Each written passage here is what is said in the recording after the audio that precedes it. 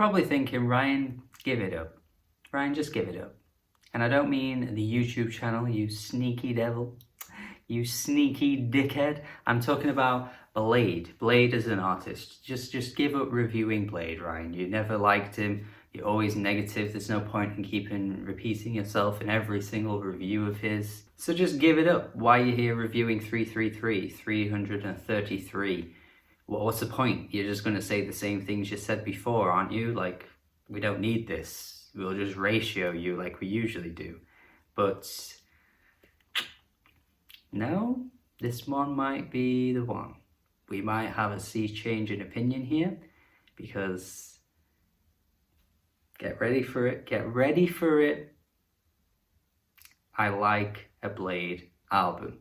I'm not sure what it is about this one. It might be one of those things where you just need to revisit everything that the artist has done before up until this point, and your newfound liking for what they're doing completely changes your perception of what they did before, changes, and suddenly you're drained, as they say. I don't know, but something feels different this time. Something feels different, and it's only been 3 months since the last album that he dropped, Exeter. And yet the difference in sound, the difference in his voice, his vocals, just everything that I didn't like about that album, I just somehow seem to like here. Again, I could be talking completely out my arse, because I just think his voice is working way better here than I think it's ever done before.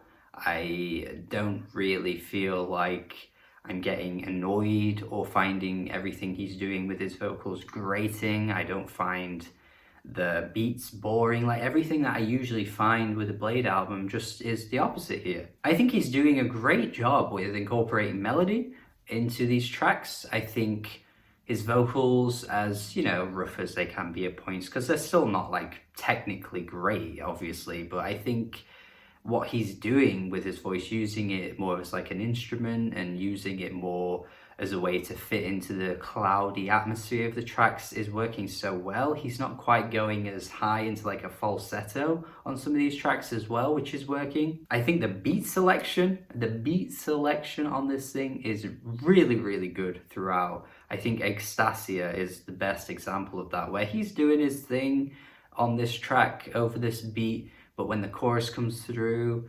I just think everything comes together so well. I think there's a great amount of sweetness to some of these tracks, particularly in the opening song, where everything just sounds really endearing and cute.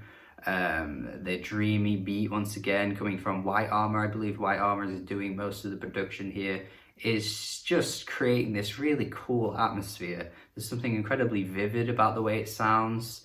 And yeah, again, I'm just really in awe of how good this is, because as soon as this track came on, I was like, man, what we got here? What is this? 100s reminds me of some of the banging tracks from the Echo 2K album, which I actually did really like, and that was the point where I was like, maybe there's potential for me to like what Drain Gang are doing, because that was easily the best thing I'd heard from the entire collective, the entire crew, up until that point. And yeah, you know what, this beat on Hundreds is slapping, man. There's this slickness to the beat on Reality Surf, one of the best beats here. Again, I think It Girl is just this really cloudy, cushiony track. It sounds like you're in the middle of this weird dream and you're just fantasizing over something that you can't quite picture, you can't quite image, because your dreams are just so messy and all over the place, and you could never quite latch on to anything on what you're thinking about, or even where the dream even come from. He has this really good way of incorporating melodies on this track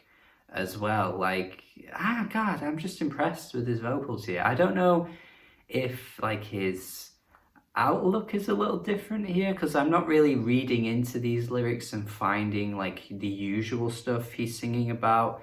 And I'm not sure if there's a bit more of a positive energy coming from this album, because usually the beats just don't sound like this. And the way he's singing, once again, I keep mentioning this, but like he's just sounding different. He's providing vocals that I just don't remember hearing on Exeter. Like, I hated the song Merry Go Round, and there is not a single song on here that sounds anything like that one. I love the beat on Finder as well. I'm talking so much about how much I love the beats, but fucking hell, Finder has such a stellar beat. Like, this track is so short, but I feel like it really could have gone on for way longer than it did. That's something that I find a little bit frustrating about some of these tracks as well on the album. You're just getting like 2-minute snippets when you really could extend out some of the tracks. I guess that's kind of always been something he's done in his music anyway.